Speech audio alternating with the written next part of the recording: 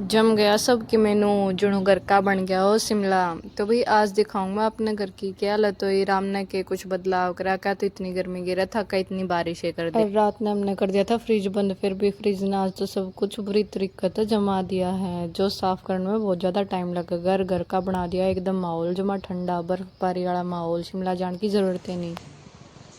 तो गाइस स्वागत है आपका मेरे यूट्यूब चैनल श्वेता पंगाल जाट में। और आज मैं दिखाऊंगी आपने कि राम ने कितनी की कुछ बारिश करी, उसके बाद मैंने दिन में केक करा, जिसकी वजह से लगा था कि घर का बन गया है शिमला। आज तो आधी रात में आनी होगी थी बारिश चालू। हम उठे थे सवेरे 4:45 से यार, देखा तो बारिश आने लग रही थी इतनी तकड़ी। मैं कहा भाई बे तो उठने का टाइम ही नहीं आया है, लेकिन घूम फिर के मन देखा कि बाहर कोई सामान तो नहीं रखा है, लेकिन सामान के घंटा दिखेगा मैंने कुछ दिखा ही नहीं था, सिर्फ बारिश की आवाज़ आ थी और फ़ोन की टॉर्च आसन के बाद भी सिर्फ लोवर लोवर का महसूस होता कि बारिश आने लग रही है बहुत तकड़ी। फिर मैंने सोचा भाई आड़ा खिड़की में था तो कुछ दिखता नहीं, पोर्च में जाके देखा। और जब मैंने पोर्च में जाके देखा तो ओड़ा तो जुमा भी कुछ भी मेरा नहीं समझ में आया। मैंने बस जल्दी दिखा थी लाइट जिस तरह की आगे मैं काड़ू जो जाडा में गया था जम और बाज के आया था भीतर। और फिर चसन लगी थी इसकी आँख बार मैंने दो आँख और चसदी दिखा थी। फिर मैंने सोचा छोड़ो ही कोई फ़ायदा नहीं है, सवेरे देखा है जो ही बाकी ट्रैक्टर की लाइट थी गाइस ये। फिर सुबह उठे भाई हम अप्रोक्स 6 बजे, तो उठते ही मैंने बनाई थी चाय सुबह सुबह।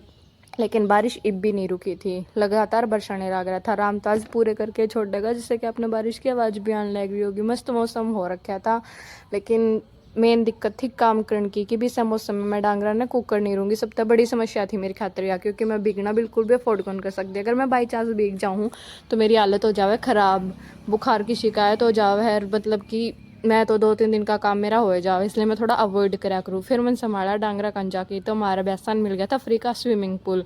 खोर भर गई थी पानी की, हर भैंस देखने लग रही थी मेरा मुँह कान के, हम नाड़ तक खोल देर के मैं चरा दे हाँ मिल लग रही है भूख, क्योंकि सवेरे के बजने वाले थे 6:45।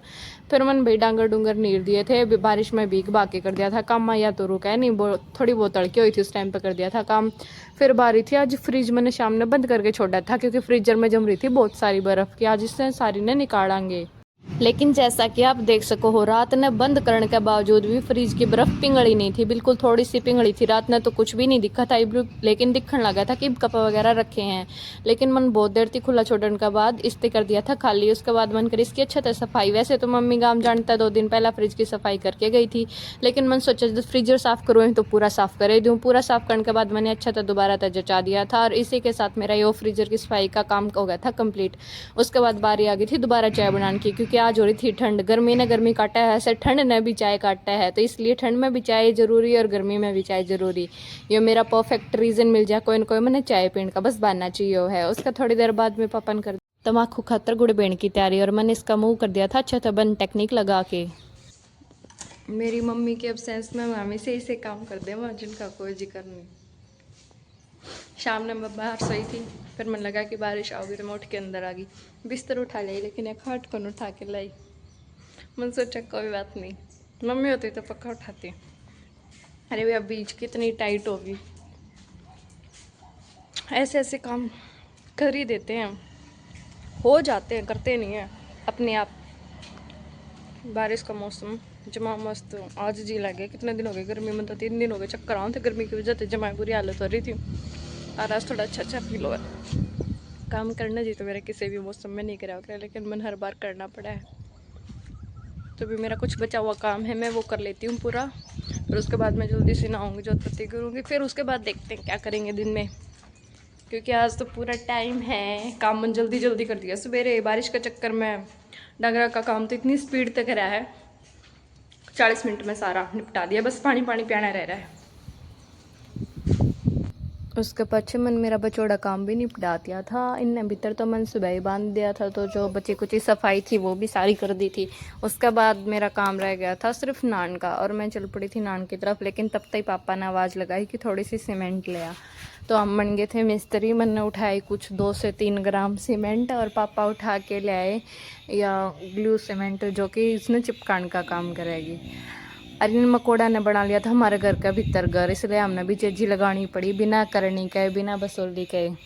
हमने कर दिया था इनका घर बाहर तो बंद कि हम बाहर नहीं आ सकते, लेकिन इनने उसका बाहर ट्राई करा दूसरी साइड तो बाहर आने की। मैं कहा कोई नहीं, बाद में देखेंगे।